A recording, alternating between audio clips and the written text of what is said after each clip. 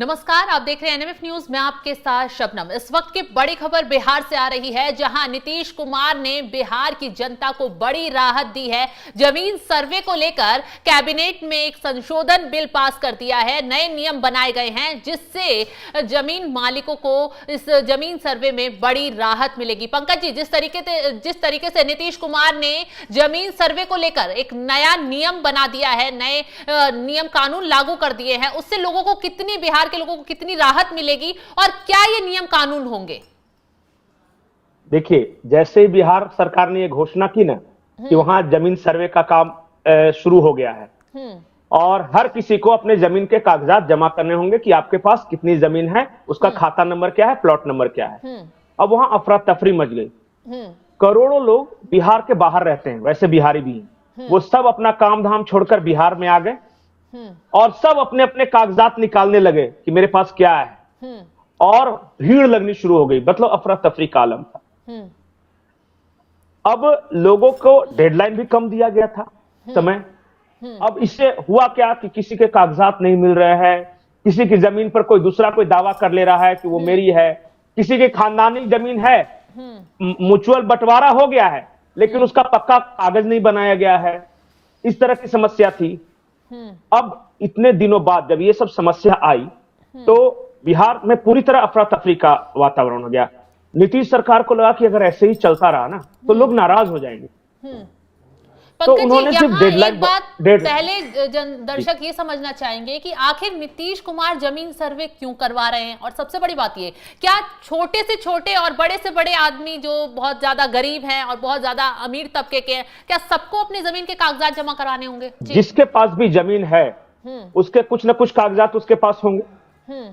करना यह है कि ग्राम प्रधान जो वहां मुखिया वगैरह होते हैं या सर्वे अधिकारी, उसके पास एक स्वलिखित मैंने खुद से ही लिख के देना होता है कि ये हमारी जमीन है, खाता नंबर इतना है, प्लॉट नंबर इतना है।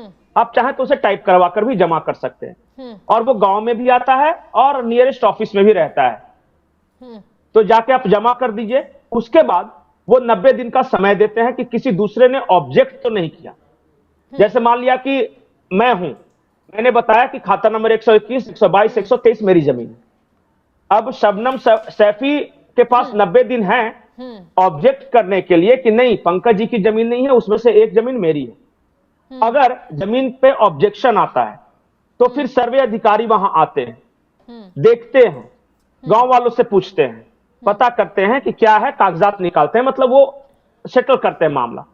फिर भी अगर कोई वाद विवाद है तो ऊंचा पदाधिकारी, अब यही पहले हो रहा था, अब जो नई नियमावली बनी है, एक तो कि जो आम लोग हैं उनको अपने जमीन के जो डॉक्यूमेंट्स है, वो कागजात है, वो जमा करने के लिए अतिरिक्त वक्त दिया गया है, यानी 31 मार्च 2025 तक 6 महीने का वक्त दिया गया। हाँ, 6 महीने के अंदर। उससे क्या होगा, भीड़ भी कम होगी और बहुत सारे लोग तो अब जमा कर चुके हैं। जो बचे कुछ लोग हैं उनके पास अतिरिक्त समय मिल गया कि आपका जो भी डॉक्यूमेंट्स वगैरह निकाल लीजिए, जो भी आपके पास सबूत है। पंकज जी, कहा जा रहा है कि विधानसभा चुनाव को देखते हुए नीतीश कुमार ने यह फैसला किया है, लेकिन इससे सरकार को क्या फायदा होगा और आम जनता को क्या फायदा होगा? मैं बताता हूं कि बिहार में सबसे बड़ा विवाद अगर किस चीज को लेकर था तो जमीन को लेकर थी। वहां के कोर्ट कचहरी में आस पड़ोसियों का झगड़ा, थाने में केस।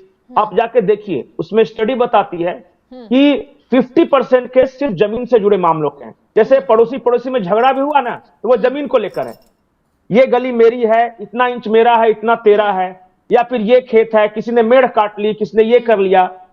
तो दो तरह से नीतीश कुमार ने कहा कि एक तो सरकार के पास पूरे जमीन की रिकॉर्ड नहीं है। मान लिया कि बिहार में, मैं सपोज कर रहा हूं कि 1000 हेक्टेयर जमीन है। अब सरकार को पता ही नहीं है कि इसमें से 400 हेक्टेयर का मालिक कौन, वो सरकारी जमीन है कि कितना एरिया ग्रीनलैंड का है, कितना गर्मजरुआ जमीन, गर्मजरुआ वहां बोलते हैं जो कि सरकारी जमीन है, कितना मूल रैयतों की जमीन है, ये सब। तो ये सब पता लगाना था ना, जब अंग्रेजों के जमाने में एक बार हुआ था, उसके बाद कभी नहीं हुआ। तो सरकार के पास भी रिकॉर्ड आ जाएगा कि हमारे पास कितनी जमीन है, सरकारी जमीन कितनी है, आम लोगों की कितनी जमीन है, ग्रीनलैंड कितना है, नदियां कितने जमीन में है, ये सारी चीजों एक रिकॉर्ड रखना होता है। उससे रिवेन्यू कलेक्शन में भी सुविधा होगी कि भाई जिस पे जितना टैक्स लगाना है, जमीन टैक्स, उतना अपना कर देंगे। तो इसलिए दो तरह से सर्वे का काम शुरू किया। एक था एरियल सर्वे, एरियल सर्वे हवाई मार्ग से। उसमें एरियल सर्वे में कि जहां स्पष्ट है कि सरकारी जमीन है वो। अब कुछ जमीनें ऐसी होती कि चारों तरफ आम लोगों की जमीन है, बीच में एक सरकारी जमीन है, उसके लिए लैंड सर्वे जो जमीन पर उतर के करनी थी। तो मान लिया कि आपका गांव है, आपके गांव में मान लिया कि 200 लोग रहते हैं, हर परिवार अपने अपने जमीन के कागजात लिखकर सर्वे अधिकारी को दे दे या ब्लॉक में जमा करे। अगर ये भी नहीं कर पा रहे, मान लिया कि बहुत सारे लोग बोलेंगे कि मेरे पास कागजात नहीं है, खो गए, बाढ़ आया था, बह गए, तो उसमें करना क्या है कि जो गांव का जो प्रधान होता है या ग्राम सभा होती है, ग्राम सभा से लिखवा लीजिए कि ये जमीन सैफी जी की है और ये ग्राम सभा इसको जानता है, क्योंकि गांव के लोग हैं ना वो,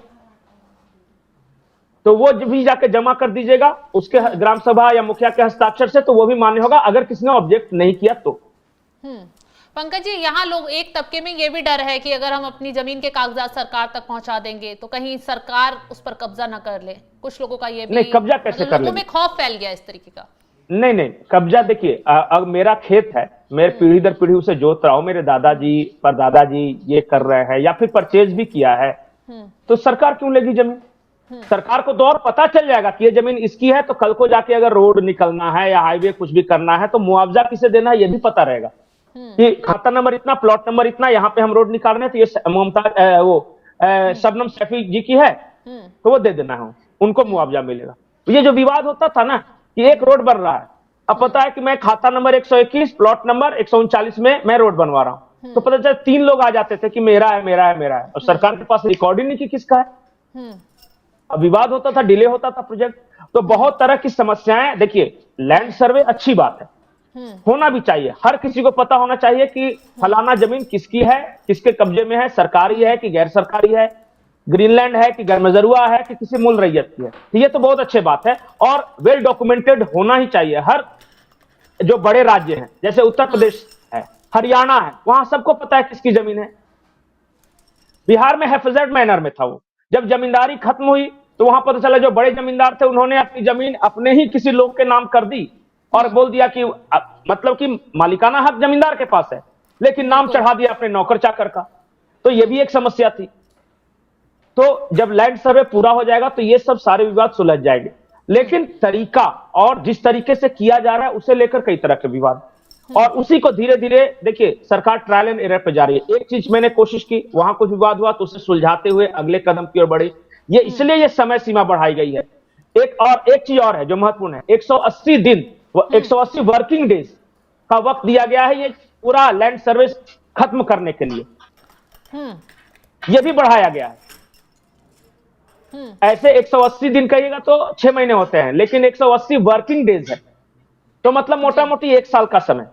2025 के अंत तक बिहार में लैंड सर्वे का काम पूरा कर लेने की योजना है, जो भी नीतीश सरकार ने फैसला किया है। जी बिल्कुल, तो नीतीश कुमार ने बिहार के लोगों को बड़ी राहत देते हुए जो जमीन सर्वे है उसमें राहत दे दी है और उसका वक्त भी बढ़ा दिया है। सभी लोगों को अपनी जमीन के कागजात जमा कराने होंगे, जिससे कि जमीनी विवाद भी हल होगा, लोगों को बड़ी राहत मिलेगी। जिस तरीके से किसी की जमीन पर कोई कब्जा कर लेता है उस मामले में भी कहीं ना कहीं सरकार की तरफ से राहत दी गई है। तो नीतीश सरकार का यह सबसे बड़ा फैसला बिहार के लिए माना जा रहा है। अब लोग भी इस फैसले से काफी खुश नजर आ रहे हैं। अब देखना यह होगा कि लोगों को कितनी राहत इस जमीन सर्वे से आगे मिलती है। तो पंकज जी, तमाम जानकारी के लिए आपका शुक्रिया और तमाम अपडेट के लिए आप हमारे साथ जुड़े रहें, देखते रहें NMF न्यूज। नमस्कार।